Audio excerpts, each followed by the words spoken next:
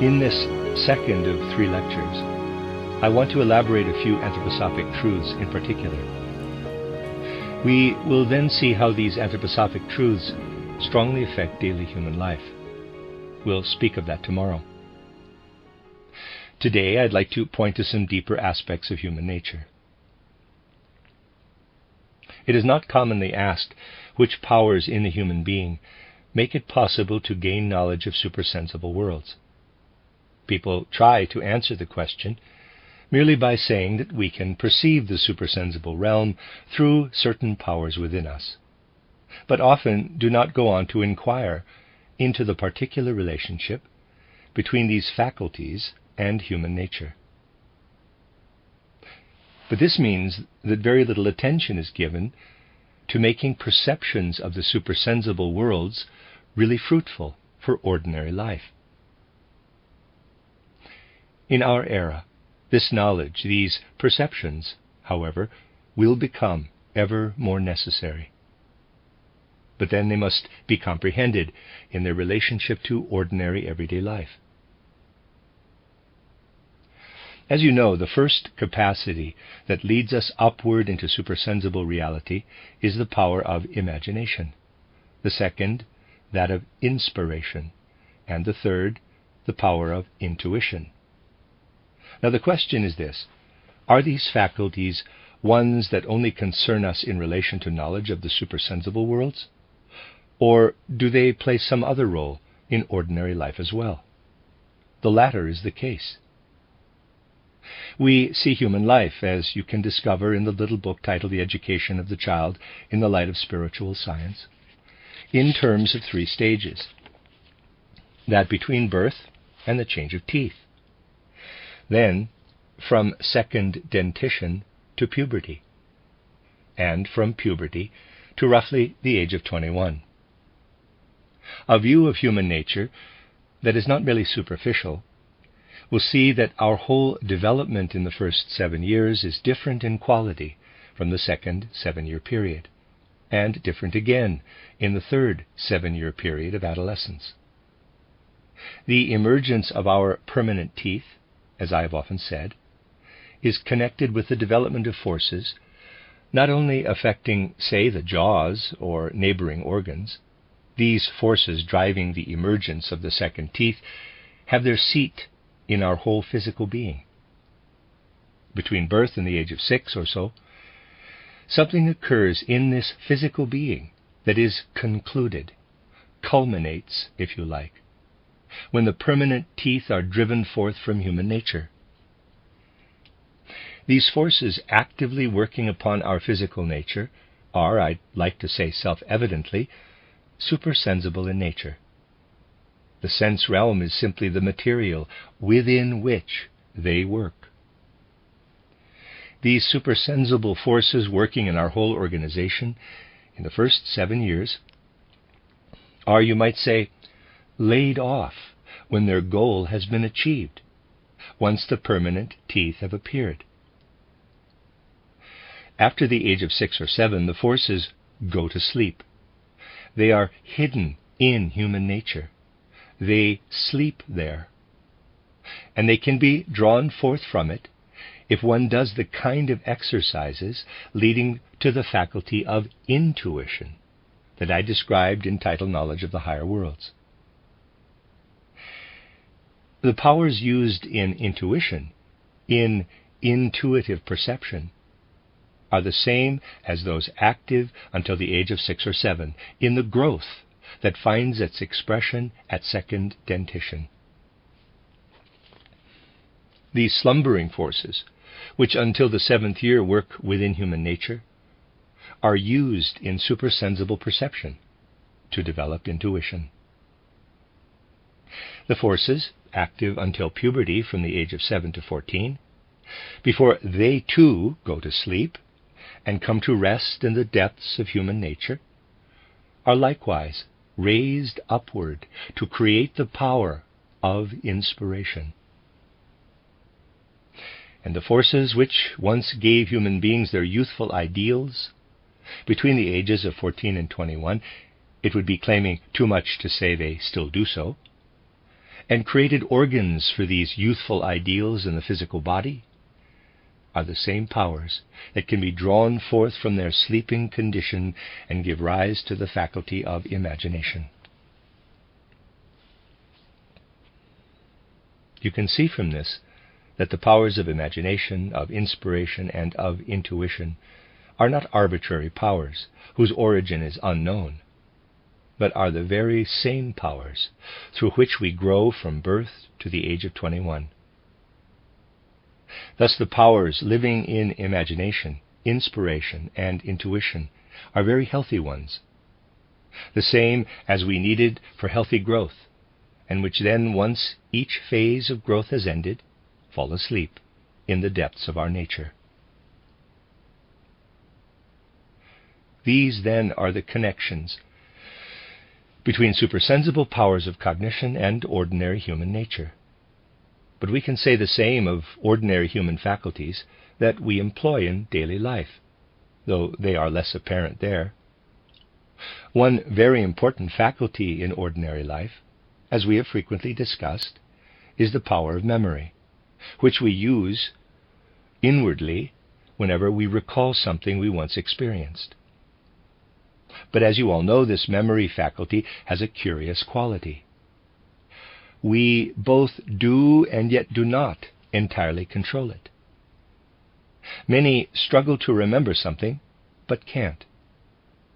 This desire to remember, accompanied by a failure to fully remember, is due to the fact that the same power we use inwardly as faculty of memory also serves to transform the food we digest into substances that our body can use. If you eat a piece of bread and this bread is converted inside you into a substance that serves your life processes, this appears to be a physical occurrence. Yet this same physical process is governed by supersensible powers. And these are the same that you use when you remember things. The same kind of forces are used for memory on the one hand, and for assimilation of nutrients on the other.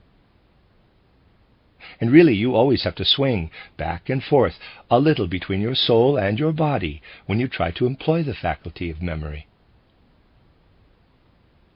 If your body is digesting all too well, you see, you may not be able to reclaim enough forces from it to clearly remember something. When you try to remember something, you always have to wage an inner battle, which occurs in the unconscious, between a soul process and a bodily one.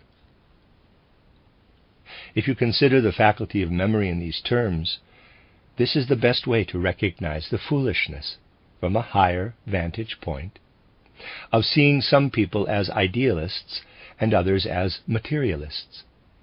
Digestion and assimilation of nutrients in the human body is without doubt a material process.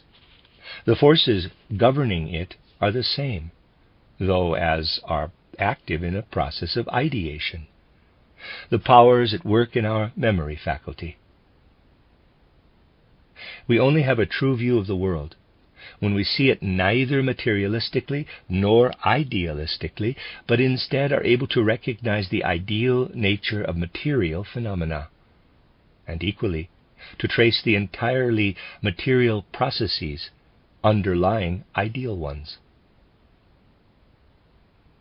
The spirituality of a worldview is not a matter of relegating, in quotes, lower materialism to the, in quotes, dregs of humanity, and according idealism to the elect, amongst whom, of course, the person propounding this will count himself one. But to ensure that a spiritual outlook on the world is able to bring what it encompasses in the spirit down into material existence, grasping this material existence also, thus comprehending and not denigrating it.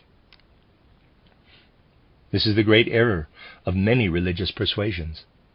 They despise material existence instead of comprehending it and seeking the spirit within it.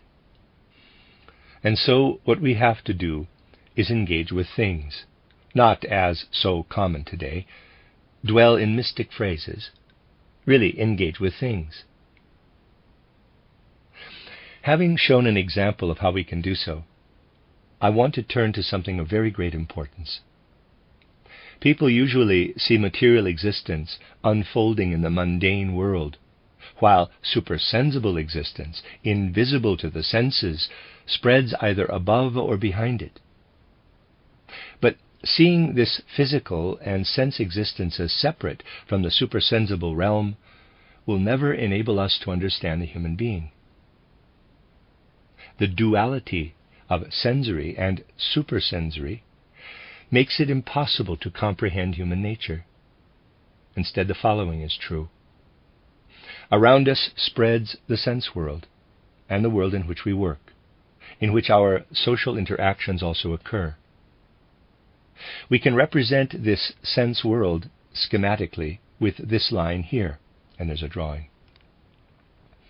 You only gain a full picture of what actually happens in the world if you imagine that these are, above this line, supersensible forces, and he says they're red arrows, which cannot be perceived by our ordinary senses, nor with the powers of reason bound up with them. We only perceive what lies in the region of this line. But there are also forces at work below this line. We only fully comprehend the non-sensory, spiritual realm if we speak of supersensible and subsensible forces. We need to picture the subsensible forces down here, and he says they're orange arrows. Thus we have the sense world, the supersensible forces, and the subsensible forces. Where does the human being himself belong, as he stands before you in bodily form? The bodily reality standing before you belongs entirely within this line. And into this human nature enter supersensible forces on the one hand and subsensible ones on the other. The human being is the result, the outcome of the combination of supersensible and subsensible forces. So, now, which forces in human nature are supersensible and which are subsensible? The supersensible ones are all those connected with cognition. Everything we employ for cognition is supersensible. And these same powers also form our head. What are the subsensible forces that also play into us? What kind of forces are these? They are will forces. All will forces in us, everything of the nature of human will, is subsensible. This begs the question of where these subsensible forces, these will forces, come from. They are the same forces as those of the planet. For us here, therefore, of the earth. Into us the forces of the earth do indeed continually enter, and the forces of will, those of a will-type nature, are connected with these forces of the planet, these earth forces.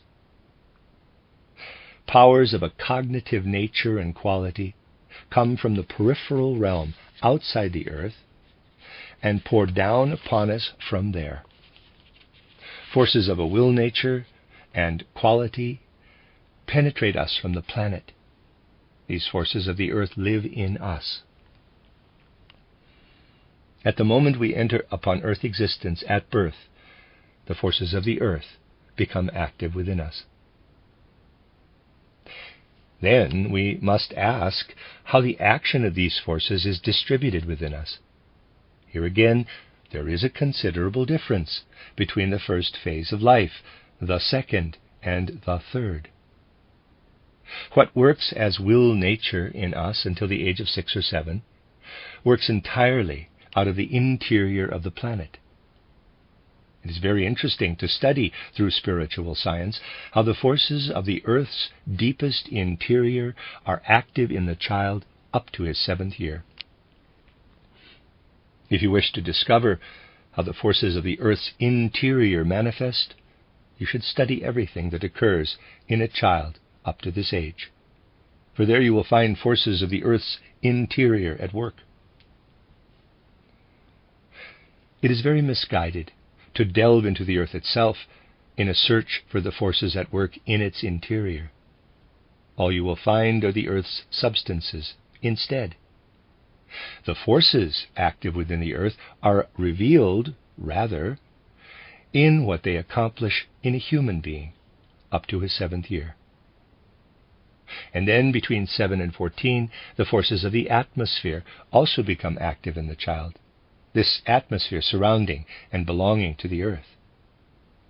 They are the primary element acting in everything the child develops between the ages of 7 and 14. Then comes the most important phase between 14 and 21, when, you can say, the subsensible passes over into the supersensible. A kind of balance is established then between the sub and supersensible.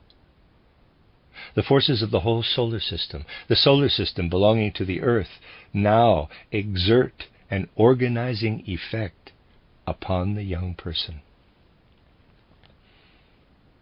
Thus, in the first phase of life, the earth's interior. In the second, the atmosphere, in which the earth itself is mantled.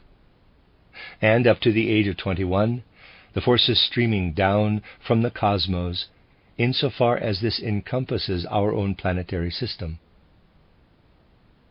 Only from the age of 21 do we tear ourselves free, in a sense, from the influences of what has been brought about in us by the earth and the planetary system belonging to it. Everything I have now described as acting upon the developing human being certainly also includes the influence on corporeal life. The forces acting from the interior of the planet up to the child's 7th year give rise to corporeal processes. And corporeal processes are created by the interplay of the atmosphere, the atmospheric cycle, with a person's respiration between the ages of 7 and 14, and so on. These are certainly bodily processes, transformations of the bodily organs, connected with the child's growth and development. Thus we grow up from and out of what the earth configures in us. And this comes to an end at the age of 21. But what happens then, after the age of 21? Until this age we have been nourished by the earth and its planetary system. We have fed upon what the earth has organized into us. But now, from the age of 21, we must draw from ourselves what we need to live. We must slowly draw up again the forces of the earth and the planetary system that we previously led downwards into our organism. To ensure this always happened in the past, the forces of human blood were active. The human being was able to draw forth the earth's forces from himself without having learned to do so. He did this as an unconscious process. It lay within his blood. He had been configured and organized in a way that enabled him to do so. In our own time, though this of course encompasses a long period of centuries, a significant change is that human blood is losing the power to draw forth what has been configured into the organism in this way up to the age of 21. The important thing happening in this present era is that the blood's forces are waning. These things cannot be confirmed by outward anatomy, outward physiology. But if you examined human bodies in the 10th and 9th centuries, you would find that their blood was different in nature. The chemical reagents to prove this would not even exist. But through spiritual science, we can know with certainty that human blood has grown weaker, and that this great change, this weakening, began in the mid-15th century. What does this mean? It means that since we are no longer able to bring about something unconsciously through our blood, We must now consciously undertake it. We must educate ourselves to accomplish something consciously, which used once to occur unconsciously, simply by virtue of human blood. The power of the blood has faded, and is increasingly fading. And if no remedy were found, what would happen in an era when people lost the benefit of their youth, and were no longer able to fruitfully draw on their youthful powers, because what the blood once unconsciously accomplished could not be consciously undertaken? Naturally, we should not discuss these things in a theoretical way alone. Theoretically, they may be interesting truths, but it is not enough to consider them theoretically. Today we must relate to them practically, since they are connected with the actual realities of humanity's evolution. In practical terms, we must become aware that the whole education system needs to change. We have to enable a person to develop the conscious power to re-experience, at a later age, as if in vivid memory, what he assimilated in his youth. At present, people everywhere are doing the opposite. They are proud, for instance, to conduct what are called, in quotes, object lessons in primary schools. That is, to introduce everything to children in terms they can immediately and tangibly grasp. At all costs, they think, they should avoid presenting children with anything that exceeds their present comprehension.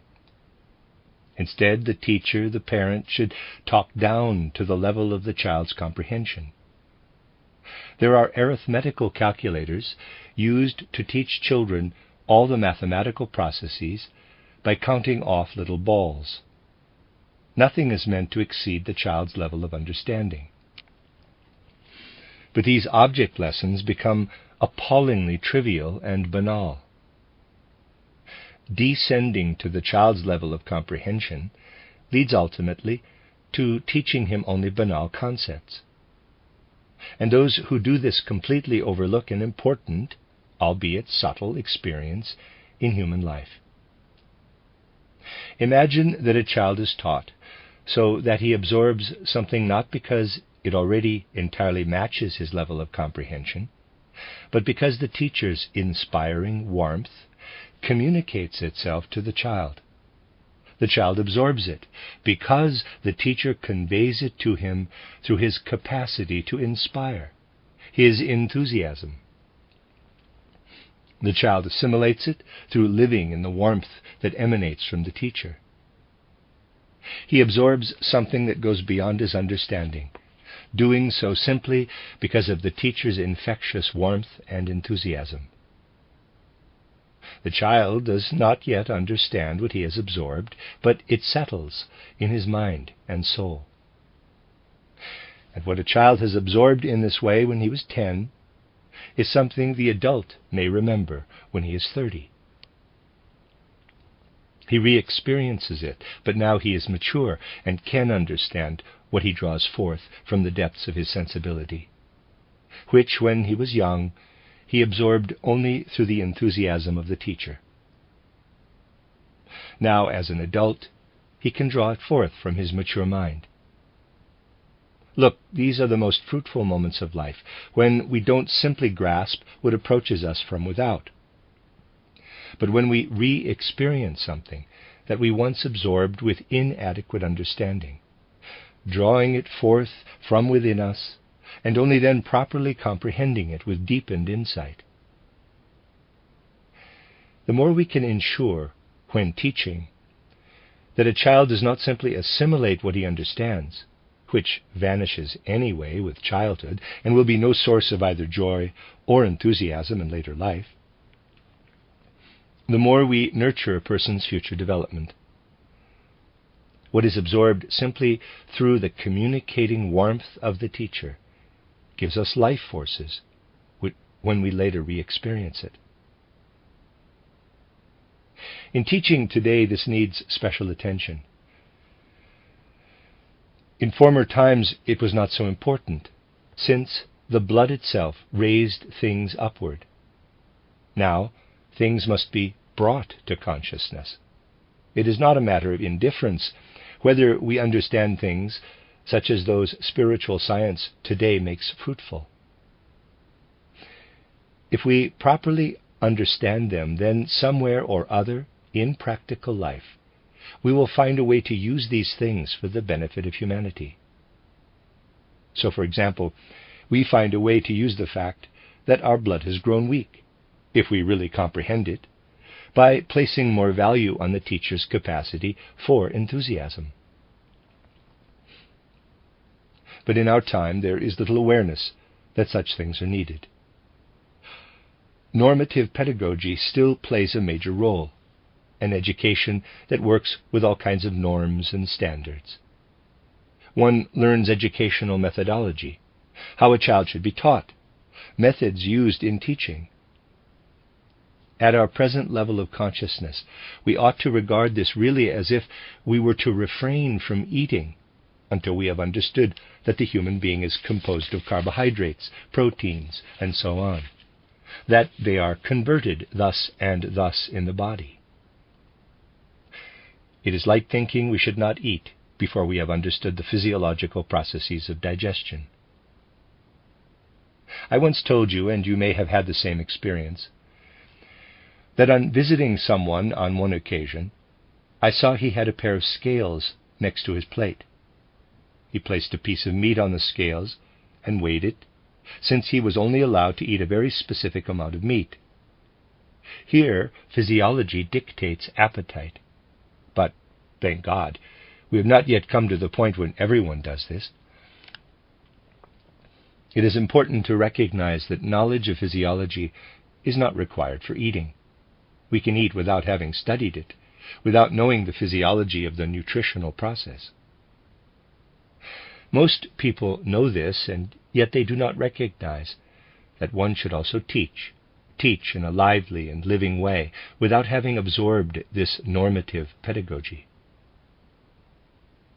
For the most effective teacher, this normative pedagogy is exactly what an aesthetics of color is for the painter. He may well have studied color laws, but this does not mean he can paint. He paints by virtue of something other than what he learns through color aesthetics. One can teach by virtue of things quite different from the study of pedagogy. A normative pedagogy that dogmatically asserts particular methodologies in teacher training courses is not what is needed today. Instead, those who are going to teach should be introduced to something that helps them become teachers in a way resembling how a person becomes a painter or botanist. That is, the teacher must be born from the human being rather than simply learning pedagogy. Precisely because of this transformation in human nature, we must understand today that pedagogy needs to become a true art. In the era of transition, people did not rightly know how to tackle education, and so they invented all kinds of abstract pedagogical methods. But the most important thing now is to give someone who teaches real insight into the human being. If you have real human insight, and if you use this with the child, something remarkable happens. Imagine you are a teacher, and you have school children before you. As an adherent of normative pedagogy that works according to specific laws, you know how to teach. You have learned these norms and methods. Today you teach according to them. Yesterday you taught according to them. And tomorrow and the next day you will teach according to them. But if you are a pedagogical artist, it is not so easy. You cannot teach yesterday, today, tomorrow, and the next day, according to the same norms and methods. But each time you must learn from the child himself how you must teach him. Each time you must follow what you need to do from the nature of the person before you. And the best thing of all for the teacher is to be able to teach as the child requires of him, in this way or that, and always to forget what pedagogy actually is, to have no inkling at all of pedagogical rules. When the child stands there before you, again you are completely electrified by this developing human being and by what you need to do with him. Please note how one has to speak of these things today. Nowadays one cannot do so in a way that offers comforting principles of all kinds, but only by pointing to something that lives, that cannot be formulated in abstract principles. Something that lives, and by living, engenders life. That is the important thing. And that is why spiritual science is needed for ordinary life, since it is something that is not merely head-oriented, but concerns the whole human being and releases will impulses in us. This has to enter into many realms of life, so that ultimately all human life and activity is informed and instigated by impulses of will. I have elaborated on this here in respect of a particular area of life, of education, trying to show how we can make education fruitful up to the age of 21 and also in later life. In fact, we do not educate people only up to 21, since education continues throughout life. But it is only healthy when people educate themselves through each other.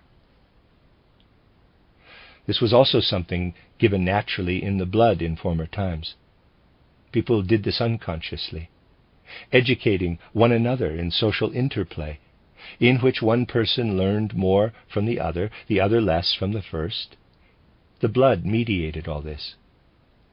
But the blood has grown weak, has lost its powers. And this too requires more conscious replacement. People must come to the point of having relatively more from the other person than they have through themselves. In former times, it was sufficient to leave oneself to life, as you might put it. The blood took care of everything. But now it is important that people really develop a sense for the being and nature of the other. This arises by itself if we orient our thoughts toward spiritual science. Through the science of the Spirit, thoughts are stimulated in us that are different from those we otherwise entertain. This can scarcely be in doubt, since it is apparent from the way spiritual science is dismissed by those who don't wish to absorb its ideas, that the latter are different from the ideas that otherwise approach us. One has to develop a quite different way of thinking. This mode of thinking we develop by concerning ourselves with supersensible realities is one that, at the same time, works back upon our organism.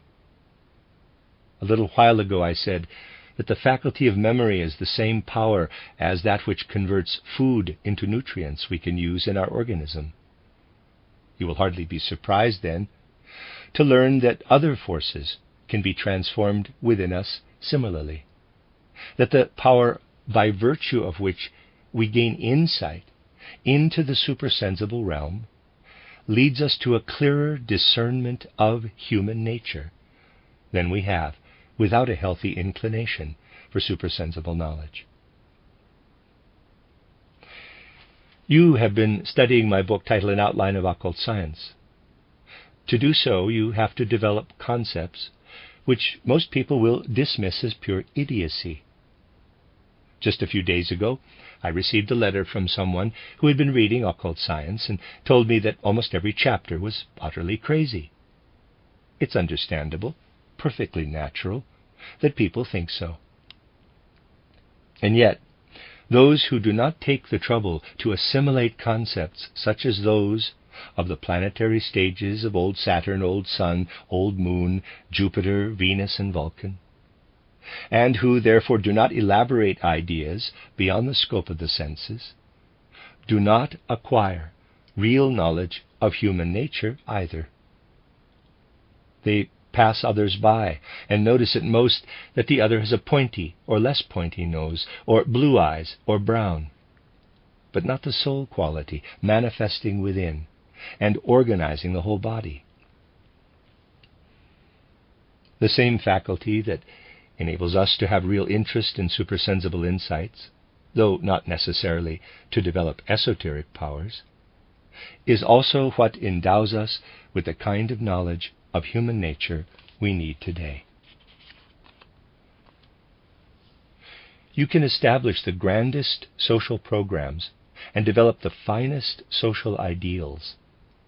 But if people refrain from developing knowledge of the human being, and so fail to encounter each other with inner perception, they will be unable to change social conditions. You cannot change society without making it possible for there to be social human beings. And social human beings will not exist if people pass one another by and live only in themselves. Social human beings only arise when people meet each other in life, and something passes from the one to the other. Only here can we begin to formulate what is today called the social question. Most people today think that the social question involves establishing this or that institution, and that people will then live socially and communally. But that is not so. Go ahead and establish such institutions. The naturally social people will be good social citizens within them, but antisocial ones will be antisocial, whatever institution you establish and organize.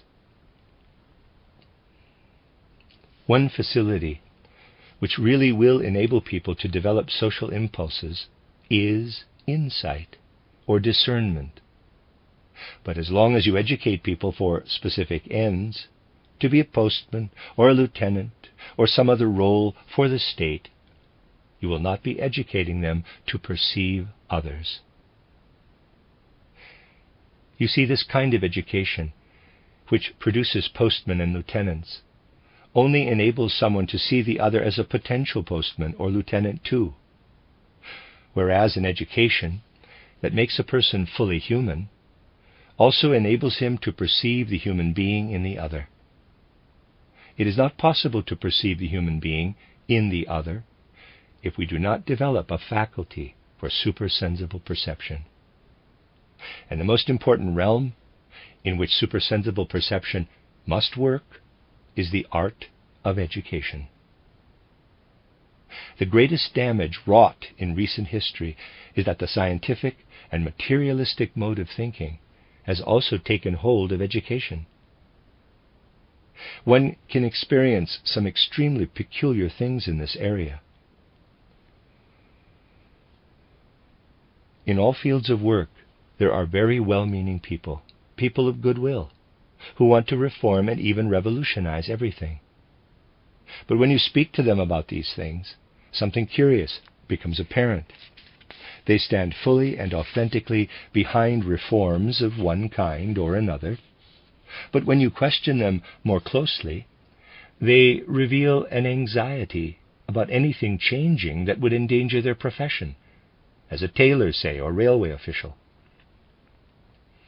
If circumstances change, they worry their job and their way of life will not be secure.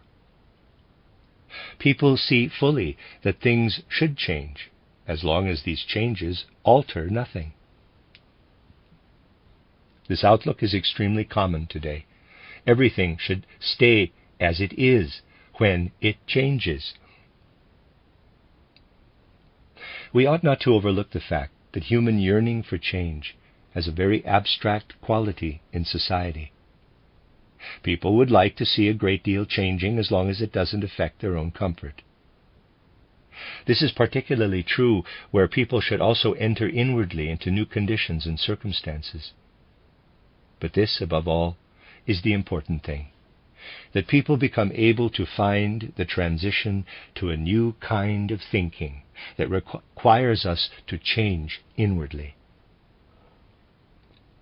Well, all kinds of questions will arise from these reflections, questions of the most diverse kind. which also directly and immediately concern how we live.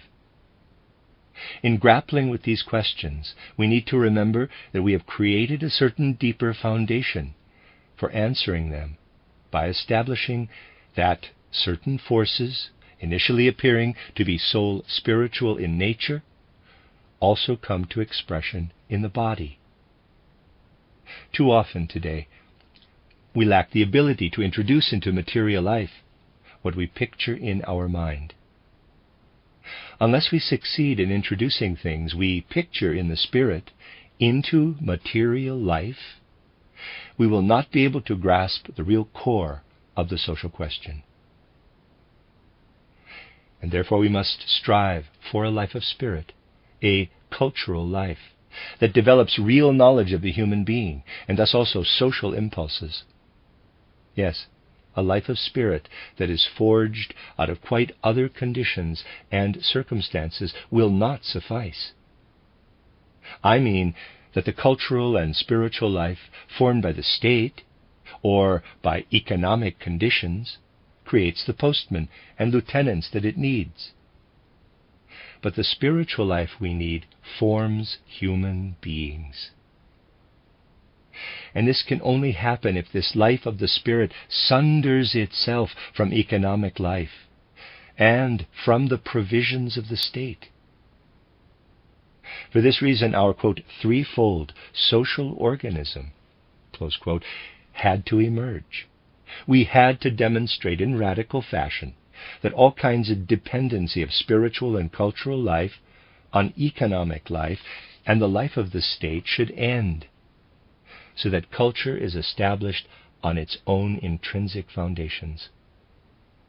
Then the life of spirit and culture can give to the economy and the state what the latter cannot give to spiritual life. That's the important essential thing. People will only regain their full humanity when we work out of an independent, autonomous life of spirit.